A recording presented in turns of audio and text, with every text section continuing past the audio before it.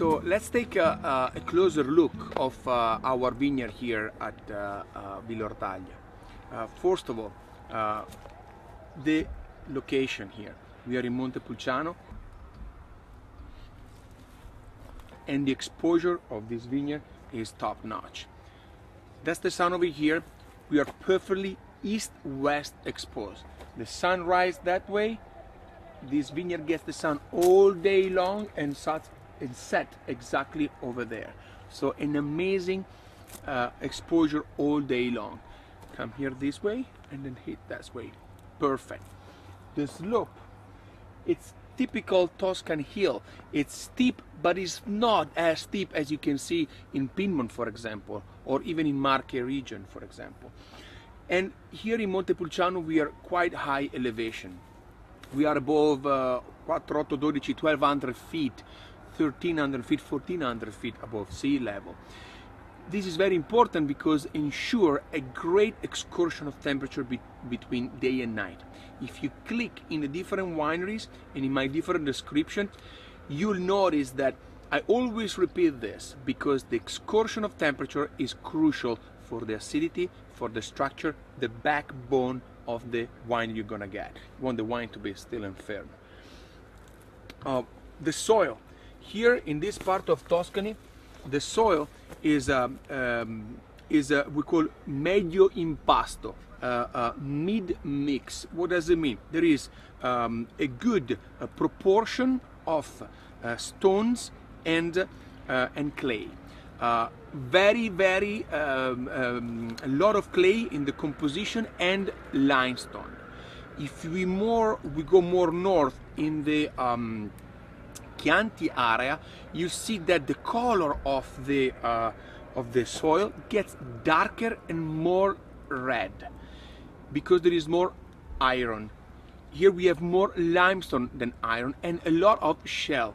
We can actually take a walk here in my vineyard and we might find fossils of 1-2 million year old clams and oysters. They're everywhere. As soon as we plow, they come up. And because Italy is quite recent for geological formation, so beautiful, and it gets very hard when it's dry. We keep, as you can see, plow, but if you notice, one row is plow, the other row is not. So one is grass, one is plow, one is grass. Why? Well, in springtime we actually alternate in each, like one row, and we skip the other one. We put weed. Sometimes we put soy, sometimes we put like regular wheat, because at that time of the year when there is rain a lot, they will grow, they will absorb a lot of nutrition and a lot of water out of the soil, and they will go in competition with the vine. Stressed vine gives good wine, so we want the vine to be stressed to the right limit, so it feels that it needs to struggle and dig the root deeper down to get all the nutrition where all the flavors of the soil are. Then around May we come, and we cannot harvest the weed because there is no machine capable so narrow, so we just plow them, cut them, mulch them down, so we bring the natural nitrogen back into the soil. So no chemicals, no fertilization, it's like natural fertilization. Let's take a closer look to the vine, to the Sangiovese Grosso here. Look how low my vine are on the floor. The Corvina up in Verona are much taller. This one are much shorter because it gets very cold here at night. So I really want my Sangiovese to be very short, so it gets the heat at night from the ground. In winter time here we get 1 foot of snow.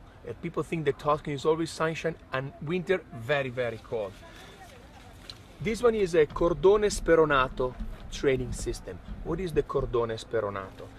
The cordone means the rope, because if you look at an old vine, actually in the mentality of the people in the Middle Age, look really like a rope. So means sperone is the hook, is the hooked rope, because this one is your rope that goes up, and then every year we're gonna cut this branch here, which is, it's difficult to see now because it's all green and alive, but if you come in wintertime there are no more leaves, it's much easier to be understood. So you can see that the rope ends here, and then this is the fresh branch, and then the fresh branch is the one that we produce the grape.